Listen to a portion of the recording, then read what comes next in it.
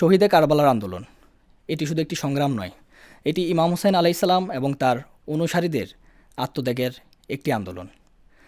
আমরা আজকে Iran radio বাংলার পক্ষ থেকে আয়োজিত জাগো তারুণ্যর আরও একটি পর্ব নিয়ে আপনাদের সামনে উপস্থিত হয়েছি। আজকে আমাদের সাথে এই বিষয়ে আলোচনা করার জন্য উপস্থিত রয়েছেন ইরানে অধ্যয়নরত ইসলামিক ইতিহাসের ছাত্র জনাব আলী আব্বাস। আসসালামু আলাইকুম। ওয়ালাইকুম আসসালাম রহমতুল্লাহ। আজকে আমরা যে বিষয়টিতে আলোচনা করব কারবালার আন্দোলন সম্পর্কে, এই ব্যাপারে প্রথমে আপনার থেকে জানতে চাবো যে কারবালার আন্দোলন সম্পর্কে আপনি যদি কিছু বলতেন আমাদেরকে। বিসমিল্লাহির রহমানির রহিম। প্রথমে আপনাকে ধন্যবাদ জানাতে চাই যে আজকে এরকম একটি বিষয়ের উপরে আমাকে কথা বলার জন্য এখানে আমন্ত্রণ জানিয়েছেন। আপনার প্রশ্ন অনুযায়ী বলতে চাই যে কারবালা আসলে এমন একটি চেতনা, এমন একটি আত্মত্যাগ বা এমন একটি প্রেক্ষাপট, যদি আমরা সেদিকে আসলে আমরা যদি দৃষ্টিপাত করি তো আমরা দেখতে পারবো যে এটি আসলে অন্যায়ের বিপরীতে ন্যায়ের যে জাগরণ, ইমাম হুসাইন আলাইহিস সালামের এই জাগরণটা আসলে শুরু হয়েছিল সেই 61 হিজরিতে, এবং ইমাম হুসাইন আলাইহিস সালামের এই যে আত্মত্যাগ, সেই আত্মত্যাগের মাধ্যমে আজকে আমরা ইমাম হুসাইন আলাইহিস সালামের সেই কারবালার যে প্রেক্ষাপট, সেই প্রেক্ষাপট থেকে আমরা আজকে শিক্ষা নিয়ে আজকে আমরা আমাদের সমাজে বিভিন্ন জায়গায় বা বিভিন্ন যারা আসলে প্রকৃতপক্ষে যেখানে অন্যায় হচ্ছে সেখানেই আমরা ইমাম হুসাইন আলাইহিস সালামের যে আত্মত্যাগ, ইমাম হুসাইন আলাইহিস সালামের যে প্রতি যে জুলুম, যে নিপীড়ন হয়েছিল, সেই জুলুমকে আসলে আমরা তার কাছ থেকে আসলে শিক্ষা গ্রহণ করতে পারি, এবং কারবালার প্রেক্ষাপটকে আমরা আসলে মিলিয়ে আমরা আজকে বর্তমান যে প্রেক্ষাপট আছে সেখান থেকে আমরা শিক্ষা গ্রহণ করতে পারি। তো সর্বসাকুল্যে কারবালা হচ্ছে ইমাম হুসাইন আলাইহিস সালামের যে আত্মত্যাগ, এবং তিনি বাতিলের বিপরীতে সত্যকে তিনি আসলে কিয়ামত অবধি বাঁচিয়ে রাখার জন্য, অর্থাৎ কিয়ামত অবধি যে বাতিলের বিপরীতে যে অন্যায় যখন আসবে এবং সেই অন্যায়ের বিপরীতে কিভাবে নিজের জীবনের বিনিময়ে হলেও সেই অন্যায়কে তিনি মেনে নেবেন না এবং সত্যকে প্রতিষ্ঠিত করবেন, অন্যায়ের হাতে বায়াত করবেন না।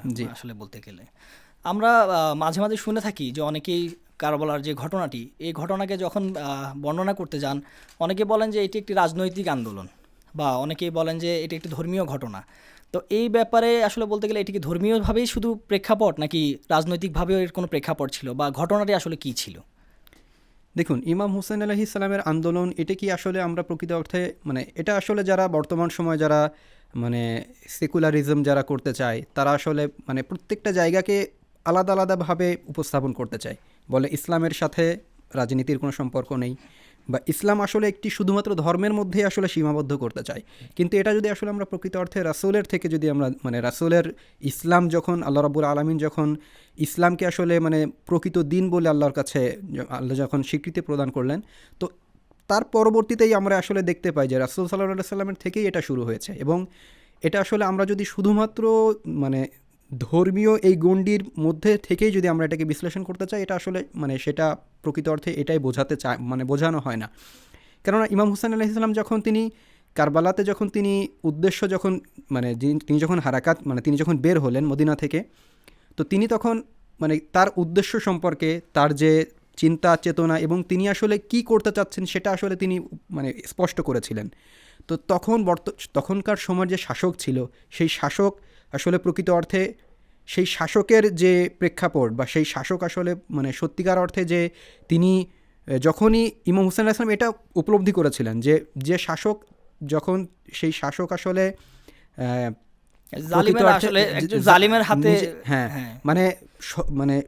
যে সমাজ ব্যবস্থা, সেই সমাজ ব্যবস্থা সঠিক রূপে যখন বাস্তবায়িত হচ্ছে না, সমাজ ব্যবস্থা যখন সঠিক রূপে যখন আল্লাহ রাব্বুল আলামিন কর্তৃক যে স্বীকৃত যে মনোনীত যে ইসলাম বা ইসলামের যে আল্লাহ রাব্বুল আলামিন নিজেও যে হালাল হারাম বা যে দিক নির্দেশনা প্রদান করেছেন, সেই দিক নির্দেশনা থেকে প্রকৃত প্রতিফলিত হচ্ছিল না।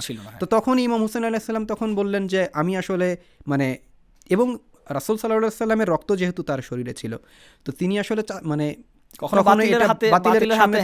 মাথা নত করবেন না, স্বাভাবিক। এটা তো বর্তমান প্রেক্ষাপটের উপর আপনার কথা অনুযায়ী যেটা বলতে চাই যে এটা আসলে প্রকৃত অর্থে শুধুমাত্র যদি আমরা ধর্মীয় দৃষ্টিকোণ থেকেই যদি এটাকে বলতে চাই, তো এটা আসলে ধর্মীয় দৃষ্টিকোণ থেকে বলেই আমরা আসলে ক্ষান্ত যারা এবং ইসলামে আসলে রাজনীতি, এবং আমরা অনেকে বলে আর কি যে যে ইসলাম এবং রাজনীতি বা রাজনৈতিক কর্মকাণ্ড আসলে আলাদা, কিন্তু আমরা যদি আসলে অতীতে দেখি আমরা দেখতে পাই যে একটা সময় যখন রাসূলুল্লাহ মসজিদে নববীতে উনি বসতেন বা উনি আসহাবদের সাথে ছিলেন, ওইখানেও কিন্তু বিভিন্ন ধরনের বিচার হতো, রাজনৈতিক আলাপ হতো, এবং যখন যুদ্ধের সময় তারা মসজিদে নববীতে কিন্তু এসব ধরনের আলোচনা ছিল।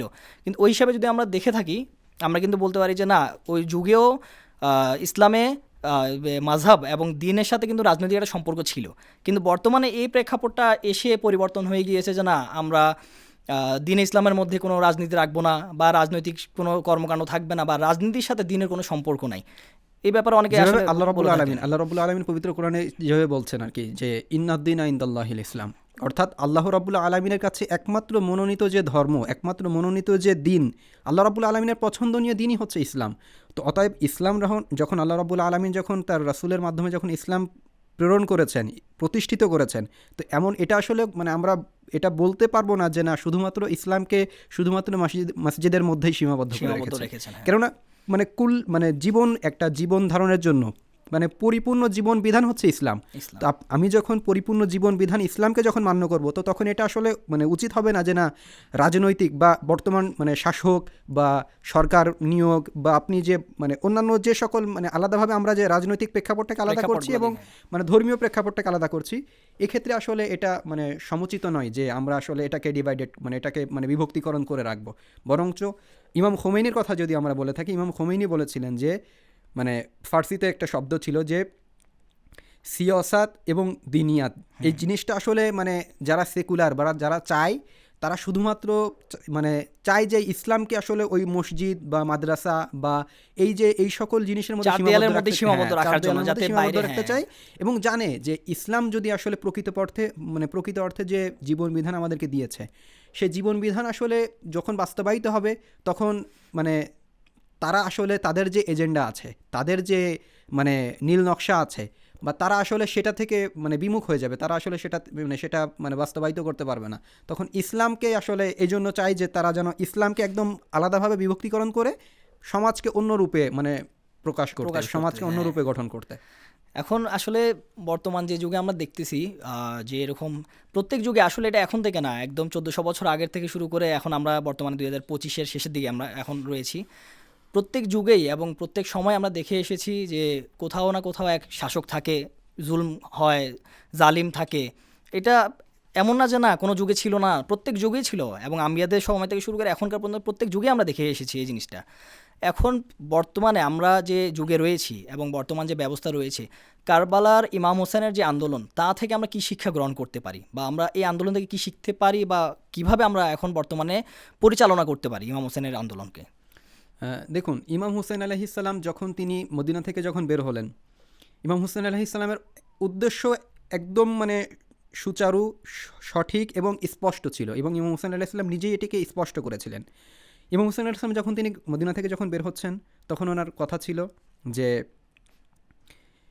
ইন্নামা খারাজতু লিতালাবিল ইসলাহি ফি উম্মতি জাদ্দি, মানে আমি চাই আমার যে আমার যে নানার যে দিন রয়েছে, সেই দিনের মধ্যে আমি কিছু মানে ইসলাহ করতে চাই, সংশোধন করতে চাই, পরিবর্তন না, সংশোধন। মানে অর্থাৎ এটা আসলে খুব একটা মানে ওয়ার্ডিং আসলে বলতে গেলে যে ইসলার ব্যাপারটা, হ্যাঁ, এর মধ্যে আসলে বোঝার আছে। বর্তমান সময় অনেকেই হয়তো বা এটার মানে গুলিয়ে ফেলে বা এটাকে ভুল মানে ভুল অর্থ করে যে ইমাম হুসেন আলাইহিস সালাম তাহলে কি করতে চেয়েছিলেন যে মানে ইসলাহে ফি উম্মতি জাদ্দি, মানে রাসূলের যে দিন ছিল সেই রাসূলের দিনের মধ্যে তিনি পরিবর্তন নিয়ে আসতে চেয়েছিলেন। এটা কখনোই না। তিনি মানে শুধু আল্লাহ রাব্বুল আলামিন যে বিধান দিয়েছেন সেই বিধানই তিনি প্রকৃত রূপে যখন তিনি দেখছেন যে তিনি যেহেতু আল্লাহ প্রদত্ত প্রতিনিধি, আল্লাহ প্রদত্ত ইমাম, তো তিনি যখন দেখছেন যে সমাজে প্রকৃত যে ইসলামের যে বিধিবিধান সেটা বাস্তবায়িত হচ্ছে না, তিনি তখন চেয়েছেন যে না সেইটা যেন পরিপূর্ণরূপে বাস্তবায়িত হয়, এবং তিনি তার জন্য বেরিয়েছেন। তার উদ্দেশ্য স্পষ্ট ছিল। এখন আমরা দেখতে পারি যে ইমাম হুসাইন আলাইহিস সালামের যেহেতু উদ্দেশ্য ছিল যে তিনি সত্য এবং ন্যায়ের পথে তিনি তার জীবনকে বিলিয়ে দিয়েছেন, সত্য এবং ন্যায়ের কাছে তিনি মাথা নত করেননি। এবং বর্তমান সময় যদি আপনি যেটা বললেন, বর্তমান সময়ে যদি আমরা আসলে এটাকে মানে দৃষ্টিপাত করি এবং যদি এর থেকে আমরা প্রেক্ষাপটটা বর্তমান সময় যদি মিলাতে চাই, বর্তমান সময়ে অসংখ্য শাসক রয়েছে, যে সকল শাসক দেখা যাচ্ছে নিজেরাও হতে পারে সে অমুসলিম, কিন্তু তাদের শিক্ষার জায়গা, তাদের আদর্শের জায়গা তারা ইমাম হুসাইনকে মানছে। কেন বলছে? কেননা ইমাম হুসাইন আলাইহিস সালাম হয়তোবা ধর্মীয় দৃষ্টিকোণ থেকে যদি বলা হয় তিনি একটি অন্য ধর্মকে তিনি আসলে প্রমোট করেন, অন্য একটা ধর্মকে তিনি আসলে মানে আমাদের সামনে মানুষের সামনে তুলে ধরেন, মানুষের সামনে তুলে ধরেন, ধরেছেন, হ্যাঁ। কিন্তু আদর্শগত জায়গা কিন্তু তার মানে জায়গা কি, আদর্শগত জায়গা হচ্ছে অন্যায়ের বিপরীতে অবস্থান। অর্থাৎ যখনই যেখানেই অন্যায় হবে সেখানে মানে জুলমের বিরুদ্ধে অবস্থান করতে হবে। তো বর্তমান সময়ে একই প্রেক্ষাপট আমরা দেখতে পাচ্ছি, অসংখ্য শাসক রয়েছে যারা আসলে তারা ইমাম হুসাইন আলাইহিস সালামের যে মানে জুলম এবং ইমাম হুসাইন আলাইহিস সালামের প্রতি যে জুলম হয়েছে, যে অন্যায় তার পরে হয়েছে এবং সেই অন্যায়ের বিপরীতে তিনি কিভাবে মাথাচাড়া দিয়ে উঠেছেন, তিনি কিভাবে প্রতিবাদ করেছেন। বর্তমান সময়ে অসংখ্য আপনি শাসক দেখবেন। সাম্প্রতিক সময়ে আমরা যদি বলি, আমাদের তারুণ্যের একটা অন্যতম মানে একটা মানে আগ্রহের জায়গা, তারুণ্যের আকৃষ্টের জায়গা ছিল যে আমেরিকাতে আজকে মানে সাম্প্রতিক সময় যেটা হলো যে নিউ ইয়র্কে জোহরান মামদানি নামে একজন যিনি মেয়র নির্বাচিত হয়েছেন। তো তার যদি আপনি সাম্প্রতিক সময়ে তার যদি মানে যে প্রচারণার জায়গা যদি আমরা যদি খেয়াল করি, তিনি বলেছিলেন যে আমার আদর্শের জায়গা হচ্ছে ইমাম হুসাইন আলাইহিস সালাম। অর্থাৎ তিনি আদর্শের জায়গাকে মানছেন ইমাম হুসাইন আলাইহিস সালাম। কেননা ইমাম হুসাইন আলাইহিস সালাম শুধুমাত্র যে এইটা মানে সেই 61 হিজরিতে একটি ঘটনা, একটি রাজনৈতিক বা যে যেরকমভাবে ব্যাখ্যা করুক না কেন, সেই 61 হিজরিতেই কিন্তু এটা শেষ হয়ে যায়নি।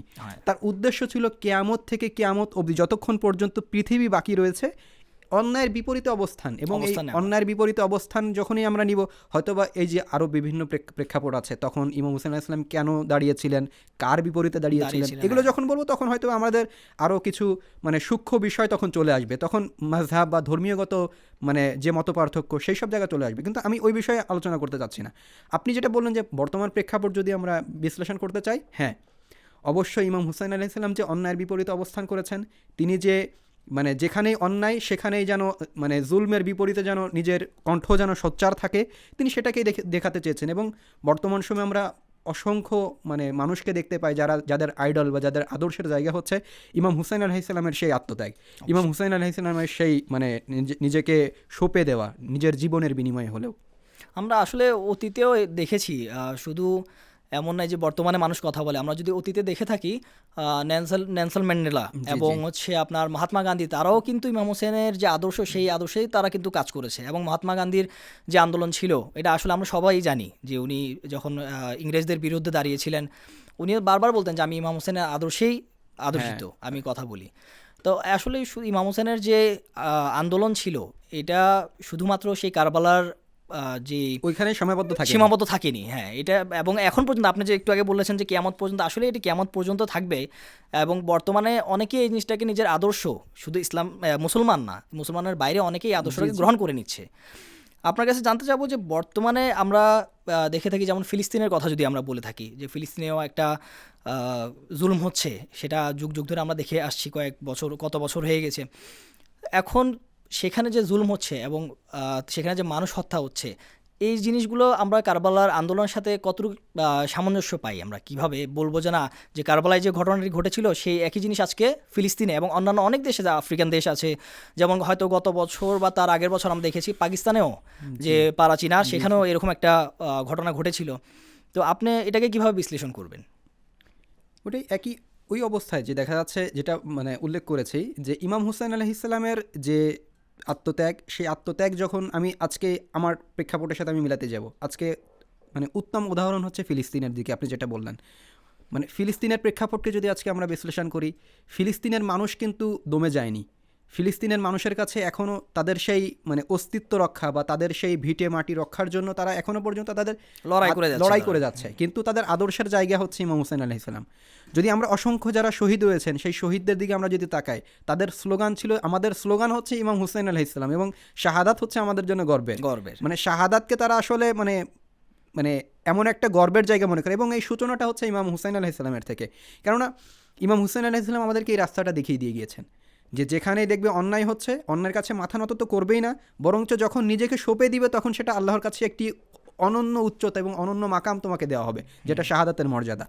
আমরা আসলে যেহেতু আমরা মুসলিম, আমাদের শাহাদাতের যে আকাঙ্ক্ষা, শাহাদাতের যে তৃষ্ণা, সকলের এই আকাঙ্ক্ষা থাকে যে হ্যাঁ জীবনে তৃষ্ণা তো আমাদের আছেই। এবং ফিলিস্তিনের প্রেক্ষাপটটা আসলে ঠিক সেই রকমই, যে তারা আসলে এখনও অবধি তাদের, আজকে যদি আমরা দেখি আমাদের মানে আসলে মানে কষ্টের বিষয়, আমরা নিজেরাও মানে অনেক সময় কল্পনা করি যে যদি দেখা যাচ্ছে ওই প্রেক্ষাপটে বা ওই পরিস্থিতিতে যদি আমরা অবস্থান করতাম, তাহলে না জানি আমরা আসলে তখন আত্মসমর্পণ করতাম বা কী করতাম, নিজেদের আমরা ইমানকে আসলে ধরে রাখতে পারতাম ইমানকে কিনা, ধরে রাখতে হ্যাঁ, এটা পারতাম। আসলে অথচ অনেক ফিলিস্তিনের প্রেক্ষাপটটা দেখেন, ফিলিস্তিনে আজকে এত কিছু হয়ে যাচ্ছে, হাজার হাজার শহীদ, হাজার হাজার, মানে এক পরিবারের থেকে আমি মানে গত কয়েকদিন আগে এই বিষয়টা দেখছিলাম, একই পরিবারের আত্মীয় স্বজন সব মিলিয়ে 250 জনের মতন পরিচিত জন একই পরিবার থেকে, মানে একই বংশগত জায়গা থেকে মানে তারা শাহাদাত বরণ করেছে। আল্লাহ। তো সেই ব্যক্তি, তার কাছে আসলে তখন যখন জিজ্ঞাসা করা হয়েছে যে আপনার কাছে কি, মানে আপনি কি অনুভূতি কি, তখন বলছেন যে আমার অনুভূতির জায়গা বা আমার শান্তির জায়গা হচ্ছে ইমাম হুসেন আলাইহিসসালাম। ইমাম হুসেন আলাইহিসসালাম যখন সেই জায়গায় অবস্থান করছিলেন, তিনি 72 জন, তার পাশে তো সঙ্গী সাথী ছিলেন, 72 জন সঙ্গী সাথীকে তিনি যখন বিদায় দিয়েছেন, তারপরেও তিনি যখন বলছেন যে আমি অন্যায় বা জুলুমের যে শাসক বা জুলুমের কাছে মাথা নত করার থেকে শাহাদাতের যে মর্যাদা, সেটা আমার কাছে অধিকতর শ্রেয়। মানে এবং তিনি বলছেন যে ইমাম হুসেন আলাইহিসসালাম এই রাস্তা আমাদেরকে দেখিয়ে দিয়ে গিয়েছেন, এবং মানে আমি গর্বিত বোধ করছি যে আমার পরিবারের আমার যারা পরিচিত জন, তাদের মধ্যে 250 জন মানুষ তারা আমার সামনে বা আমি হত্যা করেছে, শহীদ হয়েছে, এবং এটা আমার জন্য গর্বের। আসলে এটা এক ধরনের বলতে গেলে যেমন ইমাম আলীও বলেছিলেন, এবং ইমাম হোসেনও কারবালায় যখন নিজের ছেলেকেও যখন কারবালার দিকে উদ্দেশ্যে রওনা করছিলেন যে যুদ্ধের ময়দানে, তখন তার ছেলেকে জিজ্ঞেস করলেন যে মৃত্যু তোমার কাছে কেমন, তখন কাসিম ইবনে হাসানের কাছে যখন জিজ্ঞেস করা হলো যে কাসিম মৃত্যু তোমার কাছে কেমন, তো তখন তিনি বলছেন যে মাওলা আহলা মিনাল আসাল।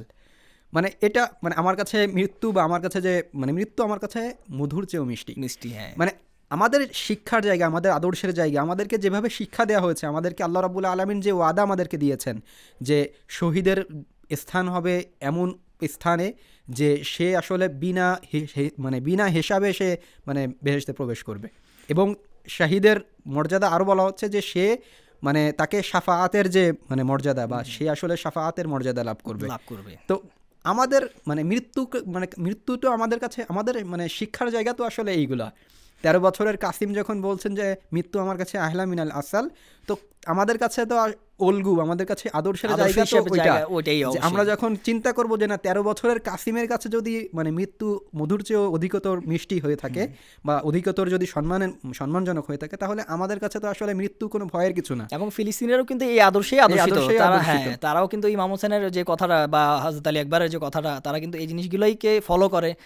এবং বর্তমানে আমরা যদি চাই যে বর্তমান যে সমাজ, এই সমাজে ইমাম হোসেনের আন্দোলন, যে এই আন্দোলনের সাথে যদি আমরা একটা ভালো সমাজ গড়ে তুলতে চাই, তাহলে কিভাবে ইমাম হোসেনের এই আন্দোলনকে আমরা দেখব, বা কিভাবে আমরা ইমাম হোসেনের আন্দোলন থেকে একটা ভালো সমাজ গড়ে তুলতে পারবো, এটা কিভাবে আমরা করব?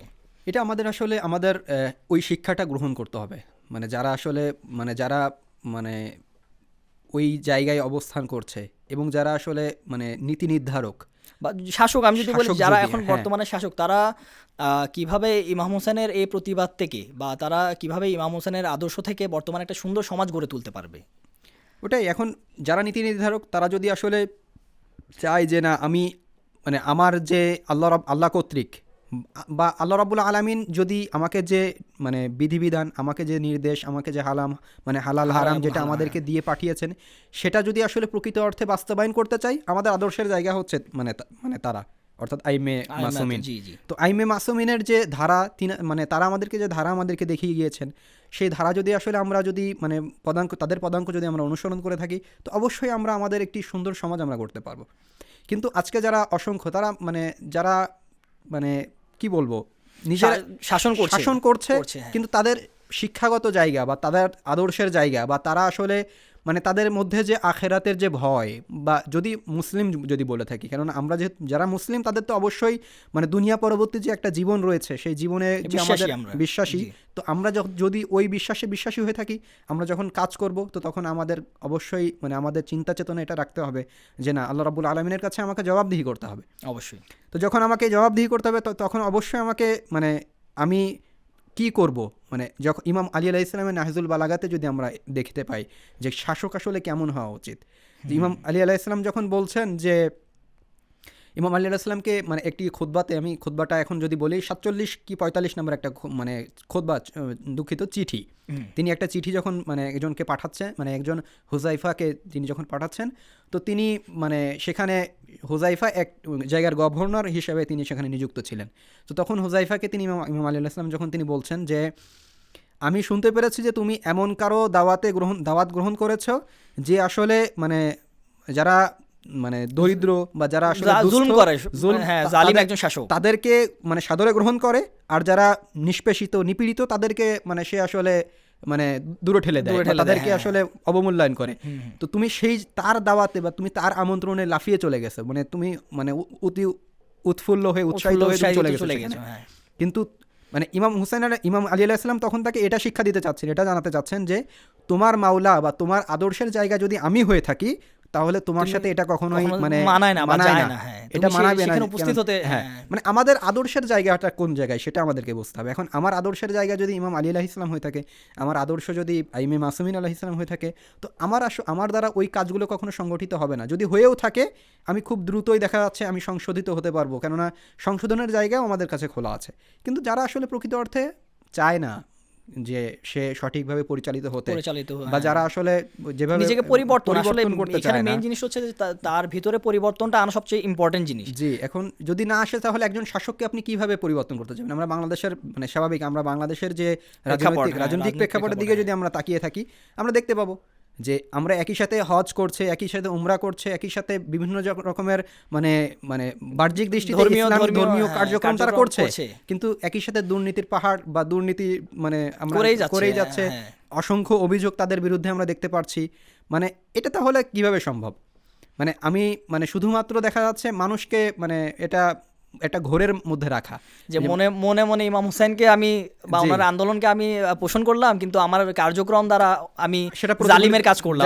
জিনিসটা আসলে এটা তো আসলে মানে হবে না। তো এই জায়গাটা আসলে আমাদের নিজেদেরকে মানে পরিবর্তন আনতে হবে যদি আমরা ওই পরিবর্তন আনি। কিন্তু এখন দেখেন অনেক জায়গায় এরকমও আছে যারা ওই দৃষ্টিভঙ্গির মানুষ, দেখা যাচ্ছে ইসলামিক দৃষ্টিভঙ্গি না, কিন্তু তারপরেও তাদের কাছে তারা দেখবেন প্রচণ্ড পরিমাণে সততার জায়গায় তারা একদম মানে অন্য একটা মুসলিমের থেকেও তারা মানে সততার জায়গায় অনেক বেশি এগিয়ে, একজন অন্য মাযহাবের বা অন্য ধর্মের মানুষ, কিন্তু তারপরেও তার মধ্যে থেকে আপনি কখনো শুনবেন না সে কখনো ঘুষ খেয়েছে, সে সুদ দিয়েছে, বা উদাহরণ আমরা অনেক দেখি, অসংখ্য উদাহরণ আছে। কিন্তু তাদের আদর্শের জায়গা কোথায়? বা তারা শুধুমাত্র মানুষ হিসেবে আল্লাহ রাব্বুল, এটা মানে সর্বোপরি যে কথাটা বলে আমি এই বিষয়টাকে শেষ করতে চাই, যে আল্লাহ রাব্বুল আলামিন মানুষের মধ্যে যে ফিতরাতগতভাবে, আদর্শগতভাবে, প্রকৃতিগতভাবে যে জিনিস আল্লাহ রাব্বুল আলামিন দিয়েছেন, সেটাই হচ্ছে যে মানুষ কখনোই খারাপকে সমর্থন করবে না, অবশ্যই মানুষ কখনোই চুরিকে সমর্থন করবে না, মানুষ কখনোই মানে অন্যায়কে মানে মেনে নিবে না। তো এটাই যখন মানুষ যখন এটাই যখন মানে বাস্তবায়ন করবে, এবং সে যখন চাইবে যে না আমি তো আমার দ্বারা অন্যায় না হোক, আমার দ্বারা কোনো একটা খারাপ কাজ সংগঠিত না হোক, আমার দ্বারা কেউ কষ্ট না পাক, তো যখন এটা নিজের ওই উপলব্ধিটা যখন আসবে, তো তখন সমাজ এমনিতেই পরিবর্তন হবে, সমাজকে আপনি সুন্দরভাবে গড়তে পারবেন। এটা অবশ্যই ঠিক একইভাবে আমরা দেখতে পাই যে যখন আসলে বিপ্লব বা আন্দোলনের কথা উঠে, আমরা প্রথমেই আমাদের আসলে মনোযোগ চলে যাচ্ছে কারবালার ময়দানে, যে কারবালার আন্দোলন, সেই ইমাম হোসেন কীভাবে জালিমের বিরুদ্ধে দাঁড়িয়েছেন, কীভাবে প্রতিবাদ করেছেন, আমরা প্রথমে আমাদের একটা সিনারিও যে আমাদের মনোযোগ আসে, আমরা সেটাই আসলে চিন্তা করি। ঠিক একইভাবে আমরা যদি এখন বর্তমান যুগে আমরা যখন বিপ্লবের কথা বলি, সর্বপ্রথম আমাদের মাথায় আসে কি, যে ইরানের ইসলামী বিপ্লব। জি, আমরা বিপ্লবের কথা আমাদের মাথায় আসে, এবং আমরা অনেকেই জানি, কারণ আমরা দেখেছিও আগে যখন ইমাম খুমেনির যুগে সেই সময় ইসলামিক বিপ্লব হচ্ছিল ইরানে, তখন তারা সবসময় তাদের আদর্শ ছিল ইমাম হোসেন, আদর্শের জায়গায় ইমাম হোসেন, এবং তাদের অনেকেরই বিভিন্ন বড় বড় আলেম এবং যে নেতা সেই সময় ছিল, সেই সময়কার যারা কার্যক্রম চালাচ্ছিল এবং প্রতিবাদ করছিল সেই জালিমের বিরুদ্ধে, তখন তারা বারবার একই কথা বলতো যে আমরা ইমাম হোসেনের আদর্শে আদর্শিত, এবং আমরা ইমাম হোসেনের আদর্শকে রেখেই আমরা এই আন্দোলন করে যাচ্ছি বা এই বিপ্লব ঘটিয়েছি। এবং ঠিকই আজকে পর্যন্ত, আজকে প্রায় এত বছর 1979 থেকে এখন 2025 পর্যন্ত ঠিক একইভাবে কিন্তু ইসলামিক যে বিপ্লব ইরানে রয়ে গিয়েছে। এবং আমরা যে ইরানে দেখি এখন বর্তমান, আমরা যখনই আসলে আমাদের মনোযোগ যখন কোনো আন্দোলন বা কোনো বিপ্লবের আমরা কথা শুনে থাকি, তখনই প্রথমে আমাদের মনোযোগ যায় কারবালার যে আন্দোলন, যে ইমাম হোসেনের যে প্রতিবাদ জালিমের বিরুদ্ধে, আমরা সর্বপ্রথম সেটাকেই আমরা চিন্তা করে থাকি, যে আন্দোলন বলতে বা প্রতিবাদ বলতে যে জালিমের বিরুদ্ধে সেটা কারবালার ঘটনা। জি। এবং ঠিক একইভাবে তখন থেকে যদি আমরা চিন্তা করে দেখি, বর্তমানে যখন আমরা কোনো বিপ্লব বা কোনো আন্দোলন, ইসলামিক আন্দোলন যদি বলে থাকি, আমরা যদি চিন্তা করি আমাদের মাথায় সর্বপ্রথম চিন্তা আসে যে ইরানের ইসলামিক যে ইরানের বিপ্লব, ইসলামী বিপ্লব। যে আন্দোলন। ঠিক একই সময় আমরা এখন বর্তমানে আমরা দেখছি যে 1979 থেকে এবং 2025 পর্যন্ত, এখন পর্যন্ত কিন্তু ইরানের মধ্যে সেই ইসলামী বিপ্লবটি রয়ে গিয়েছে। এবং যারা ওই সময়কার নেতা ছিল, ইভেন ইমাম খোমেনি থেকে আমরা যেটা শুনে থাকি যে উনি সেই সময় বলেছিলেন যে তাদের আদর্শ হচ্ছে ইমাম হোসেন। ইমাম হোসেন তারা আলাইহিস সালাম। ইমাম হোসেনের কারবালার আদর্শ থেকেই বর্তমানে যে বিপ্লব ঘটিয়েছে সম্পূর্ণভাবে তারা সেখান থেকেই নিয়েছে। তো এই ব্যাপারে আপনার কি বলা আছে যে ভবিষ্যতেও যদি কোনো দেশ বা কেউ যদি চায় যে বিপ্লব করতে, বা যদি কোনো বিপ্লব এসে থাকে, আমরা যেমন জানি যে সেই যুগে ইমামে জামানার বা ইমাম মাহদি আসবেন, তখন একটা বিপ্লব হয়তো হবে সেই সময়। তো এর মধ্যে আমরা এখন পৃথিবীর বিভিন্ন জায়গায় দেখছি, বিভিন্ন দেশে দেখছি, ইভেন বাংলাদেশেও যে আমাদের এখন একটা পরিস্থিতি চলছে রাজনৈতিকভাবে হোক, কিন্তু সেখানেও যদি সম্ভব যে ইসলামিক বিপ্লব আনা যায়, তাহলে কি ইমাম হোসেনের এই যে আন্দোলন, যে জুলমের প্রতিবাদ করা বা জালিমের বিরুদ্ধে কারবালায় দাঁড়ানো, এটা আমাদের কতটুকু কাজে আসবে, বা আমরা কিভাবে এটাকে অ্যাপ্লাই করব আমাদের আন্দোলনের মধ্যে? এটা অত্যন্ত গুরুত্বপূর্ণ, কেননা আমি যখনই মানে কোনো একটা সেই আদর্শকে মেনে যখন আমি সেটাকে আমাদের সমাজে বাস্তবায়ন করার জন্য আমি যখন সচেষ্ট থাকব, তো আমাকে আসলে এই বিষয় কিছু কিছু বিষয় আছে যেগুলো আমাকে দৃষ্টিপাত মানে খেয়াল রাখতে হবে। তো আপনি যেহেতু বললেন যে ইরানের ইসলামী বিপ্লবের কথা, আমাদের মানে ইসলামী বিপ্লবের কথা যখনই আমরা মানে স্মরণ করি, আমাদের প্রথমেই ইরানের ইসলামী বিপ্লব আমাদের সামনে চলে আসে। কেননা এই ইরানি ইসলামী বিপ্লব আসলে যে কত চড়াই উতরাই, যদিও বা মানে সত্যিকার অর্থে আমরা আজকে দেখছি যে সেই 1979 থেকে শুরু করে আজকে 2025 পর্যন্ত আমরা বলছি যে না একটা দীর্ঘ সময়, কিন্তু এই যে সময়, এই সময়টা আসলে যে কত চড়াই উতরাইয়ের মাধ্যমে আজকে ইরান এখনো অবধি এই বিপ্লবের উপরে মানে টিকে আছে এবং এই হ্যাঁ, বিপ্লব ধরে আসলে রেখেছে। এবং আমরা তো আসলে চাই যে এই বিপ্লব যেন প্রকৃত অর্থে মানে আমাদের যেহেতু বিশ্বাসের জায়গা, ইমামে জামান পর্যন্ত যেন এই বিপ্লব যেন মানে দীর্ঘস্থায়ী হয় আর কি। তো প্রত্যেকটা জায়গায় আমাদের যেটা আপনি মানে খুব সুন্দর করেই বলে দিয়েছেন, এখানে আর আসলে আমাকে আর মানে মানে ব্যাখ্যা দেওয়ার জায়গা মানে অবশিষ্ট রাখেননি। তো দেখা যাচ্ছে আমাদের আদর্শের জায়গা যখন ইমাম হুসাইন আলাইহিস সালাম হচ্ছে এবং ইরানের ইসলাম বিপ্লবের যে মানে মানে মহানায়ক, যদি মানে যিনি কান্ডারি ছিলেন আর কি, ইমাম খোমেনি, তার জায়গা বলার জায়গা হচ্ছে আমাদের এই বিপ্লবের যে মানে শিক্ষার জায়গা, বিপ্লবের যে আদর্শের জায়গা, সেই জায়গা হচ্ছে ইমাম হুসাইন আলাইহিস সালাম।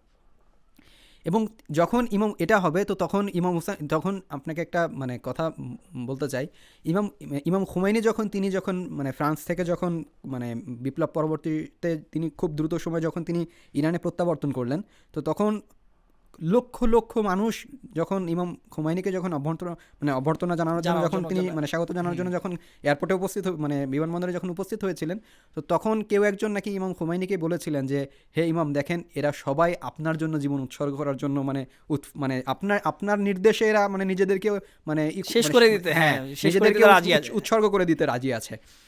তো তখন ইমাম খুমাইনি একটা কথা বলেছিলেন, যদি এরা যদি এই মুহূর্তেই যদি আমার বিপরীতে অবস্থান করে, তারপরও আমার আদর্শের যে জায়গা, সেই আদর্শের জায়গা থেকে আমি এক বিন্দু মানে অনড় থাকবো, মানে হব না।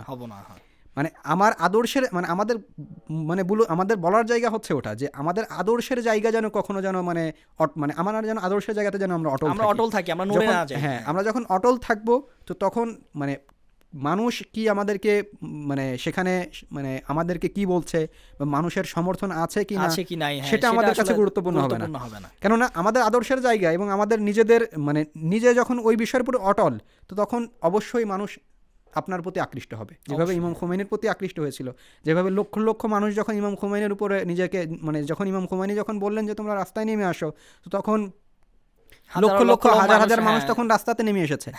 তো আদর্শের জায়গা গুরুত্বপূর্ণ, এবং সেই আদর্শ যখন আমি দেখব যে না একটা মানুষের কাছে সেই পরিপূর্ণ আদর্শ বা পরিপূর্ণ রোল মডেল, সে মানুষ রূপে সেও আমার মতন একজন মানুষ, কিন্তু তারপরেও তার সে আদর্শের জায়গা বা তার যে মানে নিজের ব্যক্তিত্বটা, সেই ব্যক্তিত্ব যখন আমি দেখব যে না সেই ব্যক্তিত্বতার মধ্যে এমন কিছু আছে যেটা আসলে মানে আমাকে আসলে প্রকৃত অর্থে সত্যর পথে আমাকে মানে পা বাড়াতে বা সত্যর পথে আমাকে এগিয়ে নিতে সাহায্য করবে, তো এরকম শাসক আপনাকে বের করতে হবে। আসলে আপনি যদি এরকম শাসক বা এরকম মানে আইডল মানে মানে আমাদের আদর্শের জায়গা তো অবশ্যই আইমে মাসুমিন, কিন্তু দুনিয়ার বুকে বা আপনাকে এমন একটা আদর্শের জায়গা আগে আপনাকে তৈরি করতে হবে যে আদর্শের কারণে আমি আপনার প্রতি আকৃষ্ট হব, এবং আপনি যখন আমাকে নির্দেশ দিচ্ছেন, তো তখন আমি আপনার জন্য মানে আমাকে মানে প্রত্যেকটা যে কমান্ডার যেটা নির্দেশদাতা, আপনাকে কেউ একজন থাকবে যে না আপনাকে পরিচালনা করবে, গাইড করবে।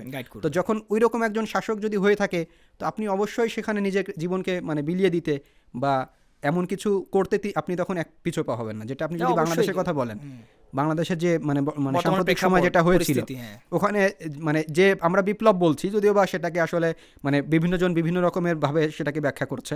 মানে যদিও আমরা বিপ্লব বলেও ধরেও নেই যে সেটা আসলে হয়তো বা অন্য মানে দৃষ্টিকোণের একটা বিপ্লব, যেটা আমরা ইরানের বিপ্লব যেটাকে মানে বিশ্লেষণ করছি, সেই বিপ্লবের ওই দৃষ্টিকোণ থেকে যদি আমরা না মানে বিবেচনা না করি, তারপরেও যদি একটা বিপ্লব যদি বলি, সেখানেও দেখবেন যে একজন গাইড মানে একজন ছিল যে সে আসলে তার নির্দেশে, এবং তারা আজকে হয়তো বা তাকে মানে খুব বড় একটা জায়গাতে মনে হচ্ছে, অনেকেই বলছে যে আমার ইমাম হচ্ছে সে, যদি কিন্তু হ্যাঁ আদর্শের জায়গা ঠিক থাকে। আদর্শের জায়গা বলতে গেলে আদর্শ কারবালা এবং ইমাম হোসেনের যে আন্দোলন, যে জালিমের বিরুদ্ধে দাঁড়ানো, যে ওই আদর্শকে যে লালন করে নিজের ভিতরে, সেই কিন্তু এক সময় বড় লিডার হয়ে দাঁড়াতে পারে, এবং মানুষও তাকেই ফলো করবে যার মধ্যে সেই গুণ বা বৈশিষ্ট্যগুলো তারা দেখতে পারবে। আসলে ব্যাপারটা হচ্ছে এরকম আর কি। তা আমরা আমাদের আজকের অনুষ্ঠানের শেষ পর্যায়ে চলে এসেছি। আপনাকে অনেক অনেক ধন্যবাদ আমাদের সাথে উপস্থিত থাকার জন্য। ইনশাল্লাহ আমরা অসংখ্য ধন্যবাদ। আগামীতে আবারও বিভিন্ন টপিক নিয়ে আপনার সাথে আমরা আলোচনা করব। আপনাকে অসংখ্য ধন্যবাদ। সুপ্রিয় দর্শক, আমরা এতক্ষণ কথা বলেছি ইমাম হোসেনের যে আন্দোলন, তার যে আত্মত্যাগ কারবালায় তিনি করেছিলেন সে বিষয় নিয়ে। ইনশাল্লাহ এই ধরনের আরও অনেকগুলো টপিক নিয়ে আমরা আপনাদের সামনে উপস্থিত হব। আজকে এই পর্যন্তই। আসসালামু আলাইকুম ওয়া রাহমাতুল্লাহি ওয়া বারাকাতুহু।